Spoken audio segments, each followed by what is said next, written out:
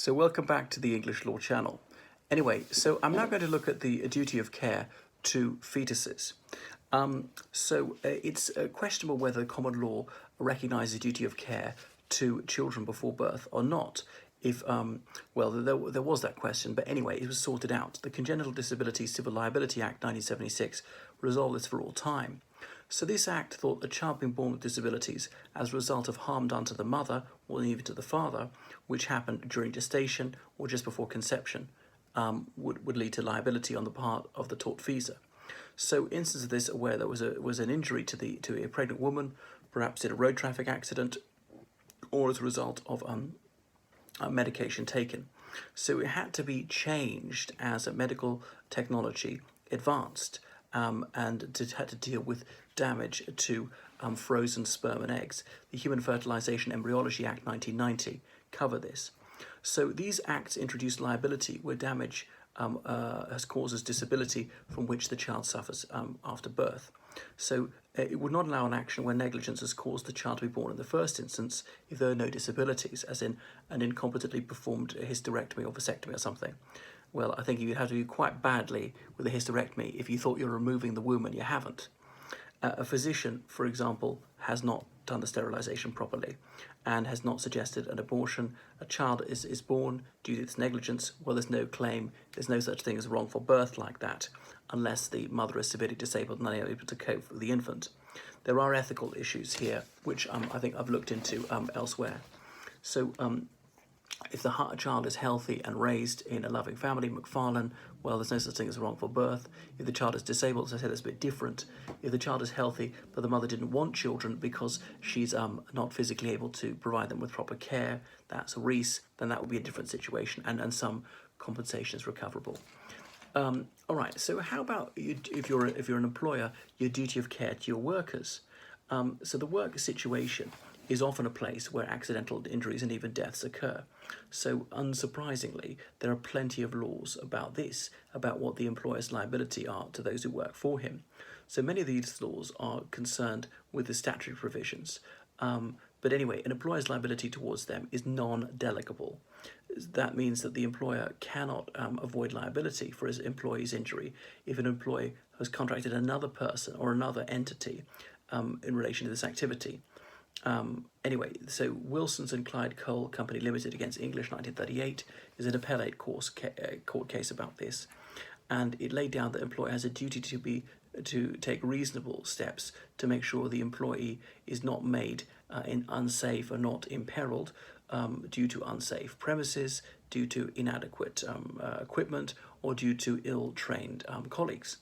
So this is an area of law which is always changing, so you can't pay that much attention to it. It's very difficult to keep up because of the advances in technology. So some major developments are about recognising that non-delegable duties now include someone's mental well-being as well as their physical integrity. Walker against Northumberland County Council 1995 is a case about that. A social care worker was owed a duty of care in relation to a nervous breakdown which is brought on by an excessive workload. So what's the duty concept? Let me go over this again. Remember, there's some types of defendant. There are exclusionary rules which say that the public authorities are not liable in negligence. In these situations, the court have to look at the consequences of creating a duty of care, and they don't want to create these precedents. And this is justified because of how the public authorities have to use their resources. And there are many, many calls upon their time and their resources, and they can't meet all of them. So the public would just be snowed under. The public purse would just collapse under the weight of compensation claims or trying to avoid every possible harm. Public authorities might become over-cautious in the way they do things if they're going to be sued to kingdom come. So they might execute their duties in an overly defensive manner.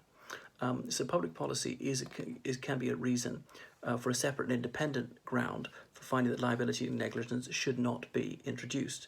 For instance, imposing a general duty of care to protect everyone from crime would just be unworkable because the police, they cannot keep us all safe from every crime all the time. Now, there are certain types of loss and harm where things are treated differently. Remember, pure economic loss or pure psychiatric harm are not treated in the same way as physical injury. Liability in these sectors is very tricky, and you might just open the sluice gates of liability, and there would just be limitless liability.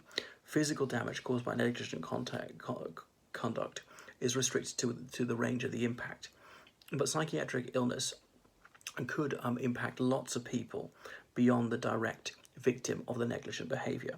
So the law does not want the liability to just be destructive. So negligent words can cause pure economic loss, and the courts take a very narrow approach, and Lord Pearce and Hedley Byrne said that this was permissible because words are more volatile than deeds, they travel fast, far afield, they're used without being expended, close quotation. So claimants want compensation for either of these categories of harm has to overcome a number of bars to prove that the defendant really was under a duty of care. Now, there's also a question of how you apply the test. If a duty is found to exist, the test here doesn't seem to be pertinent. So you don't have to go to the Caparo test unless there's a situation is a new one and there are no precedents, or if you're trying to suggest that the law needs to be changed, and that the House of Lords did that with lawyers. Remember that Arthur J.S. Hall against Simons, 2002. If a motorist knocks down a pedestrian, the duty of care, well, that's already there, and so wouldn't need to think about the Caparo test. Okay, so I want to look at psychiatric harm, which I touched on a moment ago. So this is a sort of injury that is very tricky in tort, because this means it's not a physical injury. Page and Smith tells us that psychological harm is something that is the psychological harm coming from physical harm is definitely recoverable, even if the psychological harm it wasn't foreseeable. We know that a person suffers nervous shock through seeing a trauma to another in a situation, and the witness here is not in fear of a traumatic physical injury himself, cannot recover damages because he or she is an unforeseeable claimant. That was found in Borehill and Young. Remember, there have got to be people who should be reasonably within your contemplation. So there's also proximity and duty of care.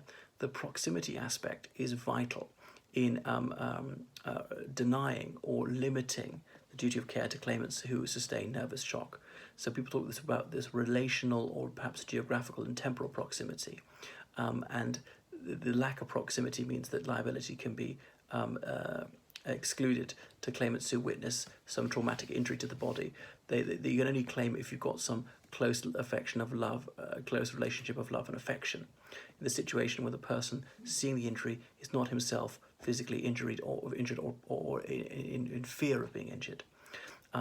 So the law says there must be some spatial closeness or temporal closeness, as in time, because otherwise thousands upon thousands of relatives or friends would say they suffered loss, and there'd just be this indeterminate class who would need to be compensated.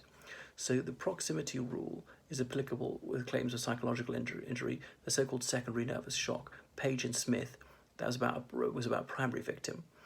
So it's vital to be able to advise in the relation in this type of injury, because you cannot do without a comprehension of how vital proximity is in allowing this duty concept to work according to the main purpose of limiting liability for carelessly causing injury or loss. Toodaloo.